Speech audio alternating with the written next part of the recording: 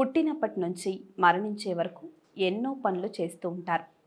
ఆయా పనుల ఫలితాలు, పాపాలు, దోషాల రూపంలో వెంటాడుతూ ఉంటాయి. మరి ఈ జన్మలో ఈ పాపాలు, దోషాల నుంచి బయటపడాలి అంటే కొన్ని రకాలైన దానాలు చేయాలని అంటారు. బియ్యాన్ని దానం చేయడం వలన సకల పుణ్యఫలాలు ప్రాప్తిస్తాయని పురాణాలు చెప్తున్నాయి.